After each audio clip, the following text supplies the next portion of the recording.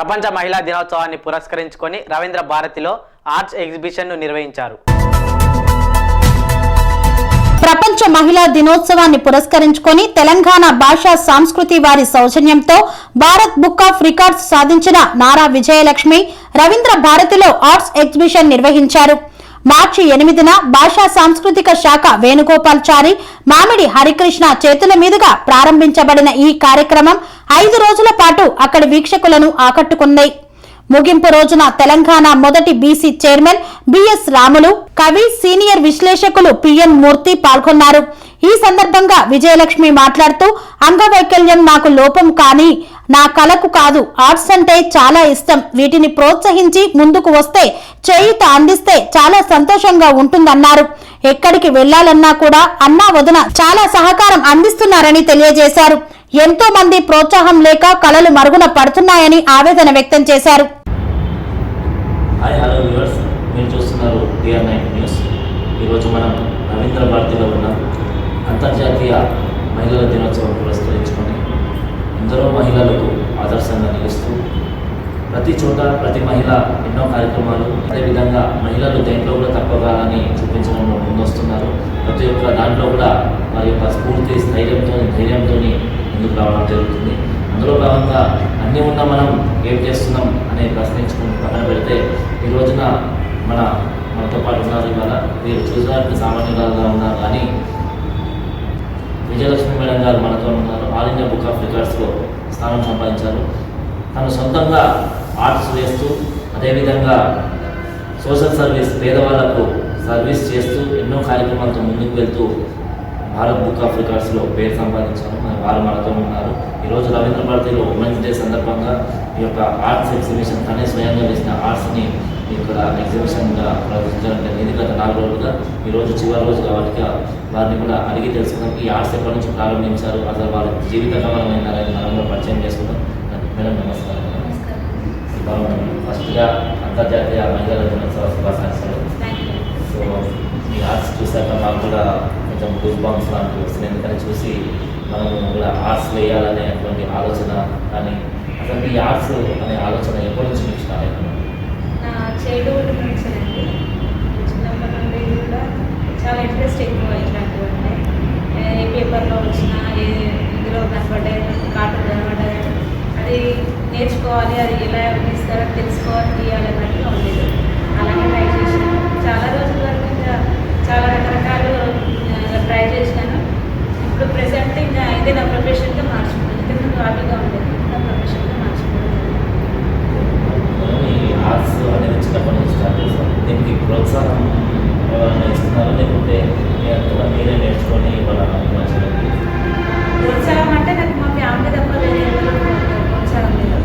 మా అన్నయ్య ప్రోత్సాహం వరకు ఇక్కడ రోజు రాగలిగినండి.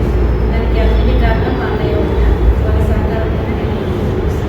ఆర్ట్స్తో పాటుగా సేవా కార్యక్రమాలు కూడా నిరుపేదలకు కూడా ఆదుకుంటున్నారు. అంటే మీరు ఫిజికల్లీ ఛాలెంజ్ అయినప్పటికీ కూడా 10 మంది సేవకులను ఆదుకుంటున్నాను, ఇన్స్పిరేషన్గా నిలుస్తున్నాను. ఈ సేవాభావం అనేది ఎలా వస్తుంది?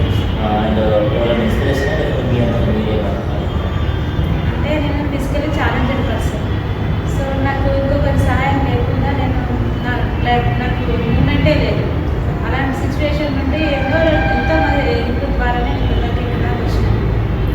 ఎంతకు చిన్న మూమెంట్ కానీ నాకు ఒకరు ఎక్కువ కావాలి. అట్లాంటప్పుడు నాలాగా వాళ్ళు ఎంతోమంది ఉంటారు. సో వాళ్ళకు నా వంతుగా నేను ఏదైనా చేయాలి అన్న ఒక థాట్ నాకు ఉంది. ఇప్పుడు నేను ఆర్ట్స్ అనుకో, నాకు సంబంధించిన నా కళ నాకు వరకే ఉంటుంది. నేను ఎదుగుతాను, నేను డెవలప్ అవ్వడం తప్ప నా వల్ల ఇంకొకరికి యూజ్ అవ్వదు కదా. అందుకని నాకు తోచినంతలో నలుగురికి సాయం చేయాలనే ఉద్దేశంతో ఇలాంటి కార్యక్రమాలన్నీ చేస్తున్నాను. రవీంద్ర భారతిలో పర్మిషన్ ఇవ్వడం కూడా అసాధ్యం వస్తుంది. సో మీరు ఇది రెండోసారి ఎగ్జిబిషన్, సో ఇది సపోర్ట్ చేశారా? రవీంద్ర భారతిలో ఆర్ట్స్కి సపోర్ట్ చేశారా?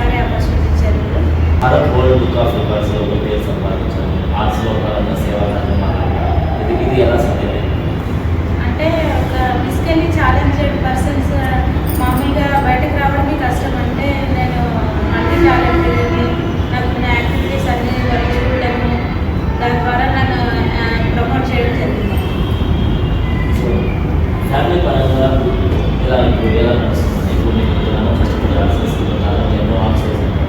సో ఈ ఆర్ట్స్ సేల్స్ చేయడం కానీ అలాంటివి ఏమైనా చేస్తున్నారు? సేల్స్ అంటే చాలా తక్కువ అవుతున్నాయి, అది కూడా కొంచెం ఇక్కడ బాగా ఉంది. బట్ మా కళ ఎలాంటిదంటే అది మనం ఎవరి కోసమో కాదు, మన కోసం మన కళను మనం కాపాడుకోవడం, వృద్ధి చేసుకోవడం అనేది ఒక థాట్ ఉంటుంది కదా. ఆ కళను వదులుకోలేము. ఎలాంటి కష్టమైన సిచ్యువేషన్ వచ్చినా కానీ మన కళ వదులుకోలేము. సో ఓకే మేడం, ఇదంతా బాగుంది. మరి ఫ్యూచర్లో సొసైటీకి మీరు ఏం చెప్పవచ్చు? సొసైటీకి చెప్పడం అంటే మనకంటూ ఒక గుర్తింపు మనం సాధించుకోవాలి. ఈ రోజుల్లో గుర్తింపు లేకుండా బ్రతకడం, ఏ కోర్స్ లేకుండా బ్రతకడం అంటే అది నాకు తెలిసినంత వరకు అది అంతగా సమంజసం అనిపించింది. సో మన ప్రతి ఒక్కరూ ఏదో ఒక గుర్తింపు, ఏదో ఒక టాలెంట్ కానీ ఏదో ఒకటి ప్రతి ఒక్కరికి దేవుడు ఇస్తారు కాబట్టి వాళ్ళలో ఉన్న స్కిల్ను డెవలప్ చేసుకొని అదేంటంటారు బెస్ట్ రోల్ మోడల్గా సొసైటీకి ఎదగాలని నేను thank you so much madam. అయితే ఇప్పుడు భాషా సంస్కృతిగా చివరికి భాషా సంస్కృతి అదేవిధంగా ప్రభుత్వ సహకారం ఉంటే కనుక మనం చేసే సోషల్ సర్వీస్ ఎన్జిఓస్ చాలా కూడా ఉంటున్నాయి మనం చేసే సర్వీస్. సో ప్రభుత్వం పరంగా కానీ ఎన్జిఓస్ పరంగా కానీ వాళ్ళందరూ కూడా ఇట్లాంటి అవార్డ్స్ ఫంక్షన్స్ అని అట్లాంటి పెట్టినప్పుడు కూడా చాలా మంచిగా మధ్య మధ్యలో మనం లాంటి ఎగ్జిబిషన్స్ పెడితే మనకు ఉపాధి లాభం కూడా ఉంటుంది. ప్లస్ వాళ్ళందరూ కూడా ఈ యొక్క ఎగ్జిబిషన్ ఇన్స్పిరేషన్గా నిలుస్తుంది. అండ్ మీరు అన్నట్టుగా రోల్ మోడల్గా అంటే ఇట్లాంటి సోషల్ ఎన్జిఓస్ మనం సపోర్ట్ చేస్తుంటే బాగుంటుందని ఆశయం. సో గవర్నమెంట్ నుంచి కూడా ఏమైనా సపోర్ట్ ఆశిస్తుంది? డెఫినెట్లీ అండి. నాకు ఈ అవకాశం ఇచ్చిందంటే గవర్నమెంట్ సహకారం వల్లనే అనుకోవాలి. చాలా తక్కువ మందికి వచ్చే అవకాశం నాకు మన తెలంగాణ గవర్నమెంట్ తరఫున దక్కింది. సో ఇది నేను అదృష్టంగా భావిస్తున్నాను. ఎందుకంటే చాలామంది కళాకారులు ఉన్నారు నా దగ్గర. వాళ్ళందరూ కూడా వాళ్ళ ప్రూవ్ చేసుకొని ముందుకు వస్తే వాళ్ళకు కూడా మంచి అవకాశాలు దొరుకుతాయని నేను ఆశిస్తున్నాను. ఆర్ట్కి మీకు దాదాపుగా ఎన్ని ఆర్ట్స్ వేసింటారు? ఒక ఆర్ట్కి ఎంత టైం పడుతుంది? అంటే ఏమైనా ఊహించి వేస్తారా లేకపోతే డైరెక్ట్గా ఆర్ట్ వేస్తారు? నేను ఎక్కువ ఇమాజినేషన్స్ చేస్తూ ఉంటాను. ఒక్కొక్క ఆర్ట్ వచ్చేసి 4-5 డేస్ పట్టినవి కూడా ఉన్నాయి, 1 డే పట్టినవి ఉన్నాయి, 3-4 డేస్ కూడా పట్టినవి కూడా ఉన్నాయి. ఏంటంటే ప్రతి ఒక్కటి నేను ఆర్ట్ఫుల్గా వేస్తాను.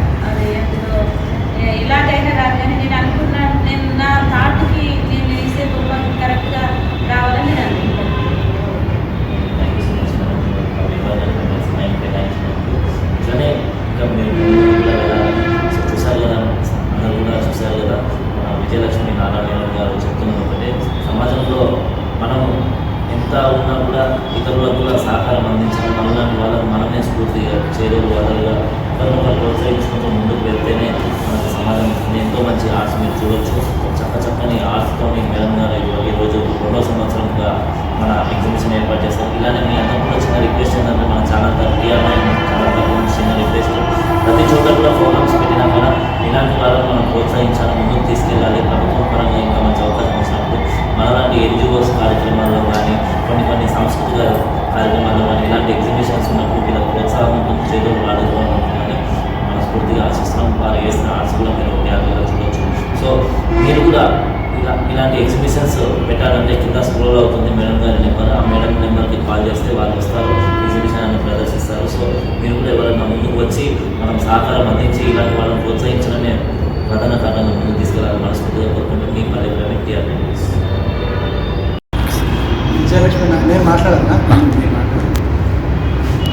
విజయలక్ష్మి నారాయణ గారు చాలా కాలంగా చిత్రాలు వేస్తున్నారు. తన ఉన్నటువంటి లోపాలను కూడా అధిగమించి, శారీరక లోపాలను అధిగమించి మానసికంగా ఎంతో గొప్ప ధైర్యం స్థైర్యంతో ముందుకు సాగుతున్నారు. నాటులో కూడా ఒక గొప్ప ఆత్మవిశ్వాసం కలిగి మిగతా చిత్రాలు కూడా బొమ్మలు కూడా గొప్ప ఆత్మవిశ్వాసం, ఆత్మదర్శకులు కూడా గొప్ప అర్థవంతమైనటువంటి ప్రధానంగా భక్తికి సంబంధించిన పురాణ ఇతిహాసాలకు సంబంధించి తీసుకున్నాను. అయితే ఇంకా తెలంగాణ నివాసిగా తెలంగాణ కనుమరుగవుతున్నటువంటి సంస్కృతి గురించి అవి ఇంకా కొత్త తరాలు కనుగొనే అవకాశాలు లేవు. అందువల్ల వాటిని చిత్రాల ద్వారా అందిస్తే ఇంకా ఎక్కువగా మనకి మనం తెలుసుకునేటువంటి దానికి ముఖ్యంగా కరెంటు రాకముందు, విద్యుత్ రాకముందు తెలంగాణ గ్రామీణ జీవితం ఎలా ఉండేది, విద్యుత్ వచ్చిన తర్వాత ప్రపంచం మారిపోయింది. విద్యుత్ రాకముందు ప్రపంచం ఎడ్ల బండి, నాగరిక వ్యవసాయం, కుల వృత్తులు, ఆ తర్వాత పొలం కార్యక్రమాలు, గ్రామీణ కుల వస్తువులు జీవించడం, సాయంత్రాలు వాకిట్లో కూర్చొని ఆనందంగా కూర్చోబెట్టుకోవడం, కూరకాయలు చేరుకాయలు కూడా అందరూ కలిసి అన్ని తిన్నాము. ఇలా ఒక సామూహికమైనటువంటి భావన బయటకు కృషిలో ఉండేది. ఆ తర్వాత పెళ్ళిలో ప్రతిరోజు మంది తినేవాళ్ళు. ఇలాంటి అనేక అంశాలని మనం విద్యుత్ రాకముందు గ్రామీణ వాతావరణం కావచ్చు, నీళ్ళు కావచ్చు, మామూలు నీళ్ళు కావచ్చు,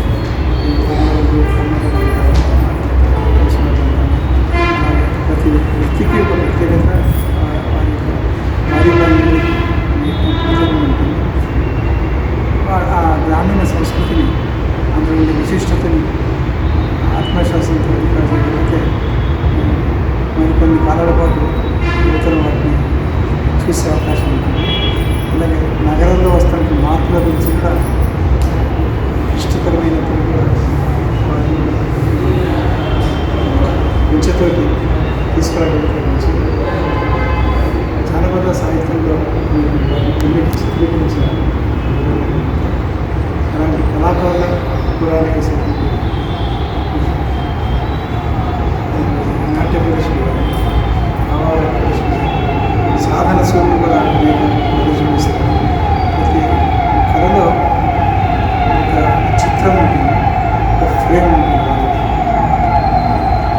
ఫ్రేమ్లని పట్టుకొని చిత్రీకరిస్తే మీరు ఉన్న చోటు నుంచే ప్రపంచాన్ని అందరికీ అందించగలరు. విజయలక్ష్మి గారు అవుతుంది. విజయలక్ష్మి గారు ధైర్యంగా అనేక సమావేశాలు కలుసుకున్నాము. విజయలక్ష్మికి ఆశీస్సుగా ఇంకా ఎదగాలని, తర్వాత ఆమె చిత్రాలని కొని ప్రోత్సహించాలని, వాటిని పిల్లలు అలంకరించుకోవాలని కోరుతున్నాను, ఆలోచిస్తున్నాను. అలాగే సుప్రసిద్ధ ఆర్టిస్టులు, పెయింటింగ్ ఆర్టిస్టులు అప్పుడప్పుడు ఆర్ట్ గ్యాలరీలో ప్రదర్శన పెడుతున్నారు, శిక్షణ తరగతులు పెడుతున్నారు. ఇంకొకటి బనియంట్రీ దగ్గర కూడా పెడుతున్నారు. అలాంటి వాటిల్లో విజయలక్ష్మి గారికి ప్రవేశం సమాన స్థాయిలో వెళ్ళగలిగితే చూసి తాను కూడా నేర్చుకుంటారు. అక్కడ ప్రోత్సాహం లభిస్తుంది. దేశవ్యాప్తంగా కూడా అక్కడికి వచ్చిన తర్వాత కళా విమర్శకులు సృష్టిస్తారు. దాంతో ఇంకా ఉండేసిన అవకాశం ఉంది. అన్నిటికీ మించి ఉన్నటువంటి అనేకమైనటువంటి ఆర్థిక, సామాజిక, శారీరకమైన పరిమితులను అధిగమించి ఎన్నో నిరాశకు వల్ల ఆత్మవిశ్వాసంతో ఇలాంటి ఒక మహిళ దివ్యాంగురాలు సినిమాలకు కూడా దర్శకత్వం వేస్తానని చెప్పేసి దర్శకత్వం వేస్తున్నారు. ఇట్లా మీరందరూ సమాజానికి కొంత స్ఫూర్తినిస్తారు. ఆ సందర్భంగా మరొకసారి అభినందిస్తాను. కళా ప్రదర్శన ఏర్పాటు చేసినటువంటి సంస్కృతి శాఖ అందరికీ సాధిస్తున్నారు.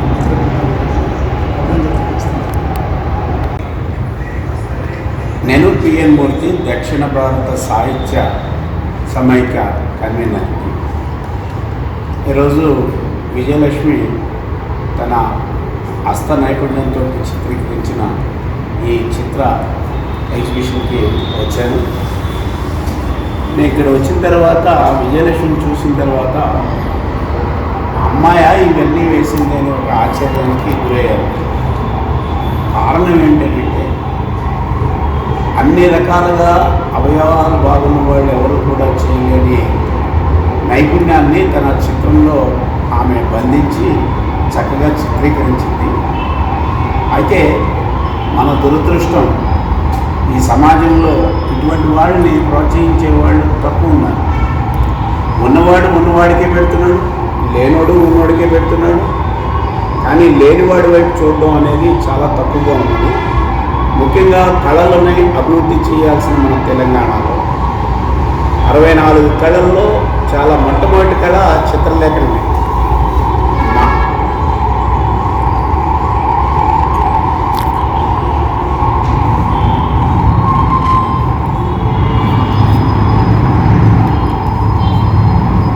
మానవుడు నాగరికత నేర్చుకున్న తొలి దినాల్లో నేర్చుకున్న మొట్టమొదటి కళ ఏదైనా ఉంది అని అంటే అది చిత్రలేఖనం.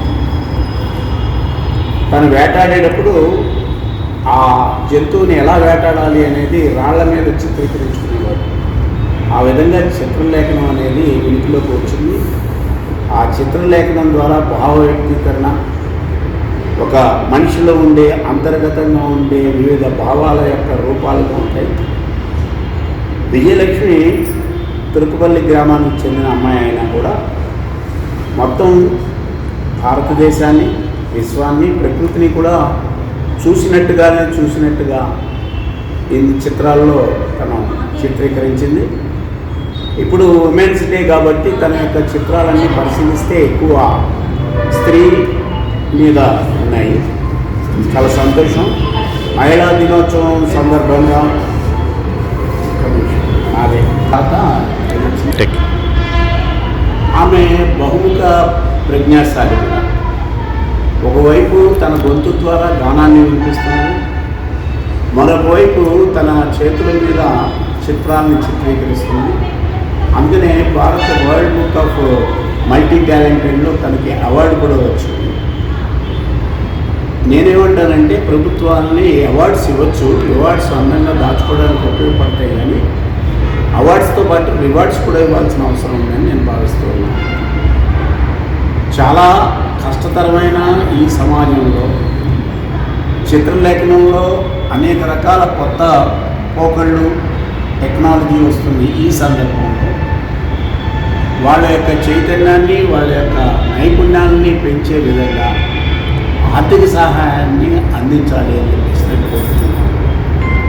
చాలామంది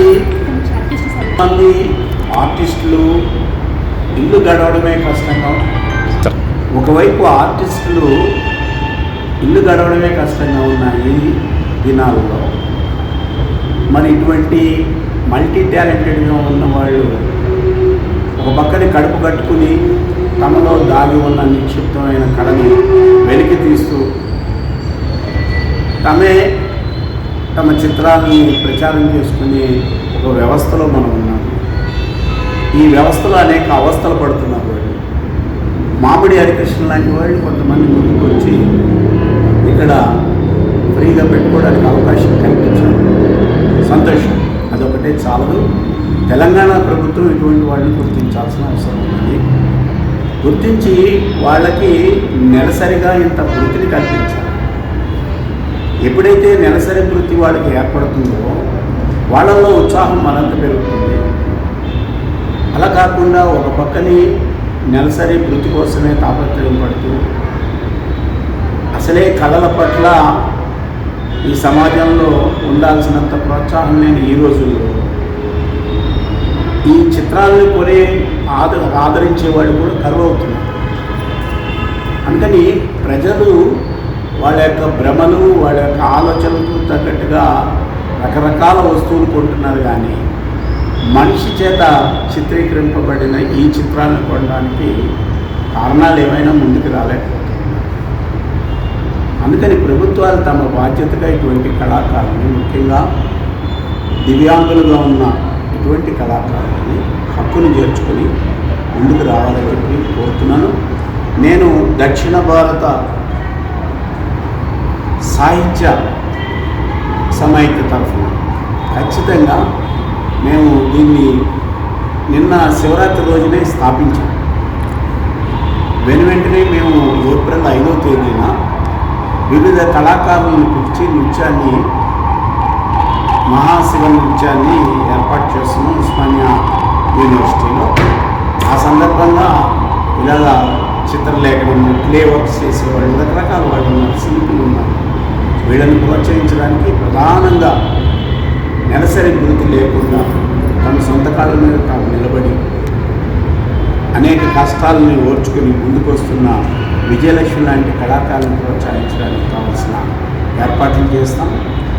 త్వరలోనే సుందరయ్య విజ్ఞాన కేంద్రంలో చాకలి ఐలమ్మ, మన సాయుధ పోరాట వీరురాలు, ఆమె గ్యాలరీలో తప్పనిసరిగా విజయలక్ష్మికి అవకాశాన్ని కల్పిస్తారని చెప్పేసి, ఇది మాటలు కాదు, త్వరలోనే అంటే ఏప్రిల్ మాసంలోనే నేను మాట్లాడి ఒక డేట్ నిర్ణయిస్తాను. అక్కడ అమ్మాయికి ఫుల్ అకామిడేషన్ ఫ్రీగా అక్కడ చేయడం జరుగుతుంది. సో మరొకసారి నా పుత్రికా సమానురాలైన విజయలక్ష్మిని అభినందిస్తూ ఈ అవకాశం కల్పించినందుకు విజయలక్ష్మికి ధన్యవాదాలు తెలియజేస్తున్నాను.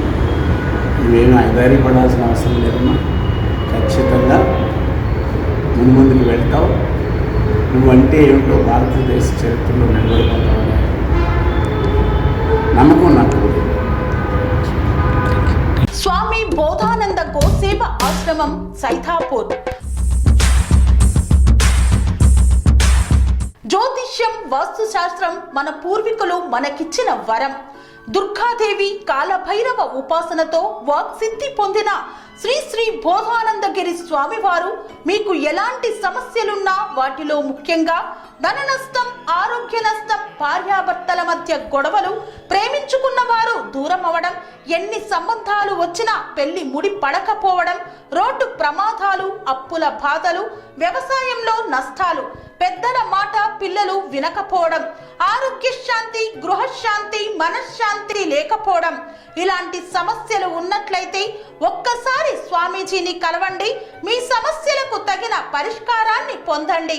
అంతేకాక అన్ని రకాల వ్యాధులకు గోపంచగవ్య మరియు మూలికా వైద్యం చేయబడును. నమ్మకంతో రండి, ఆయురారోగ్యాలతో వర్ధిల్లండి. మా అడ్రస్ స్వామి బోధానంద గోసేవ ఆశ్రమం, సైథాపూర్, వీరభద్రస్వామి గుడి దగ్గర, యాదగిరిగుట్ట. సంప్రదించవలసిన నెంబర్ 9849213754 మరియు 9618034138.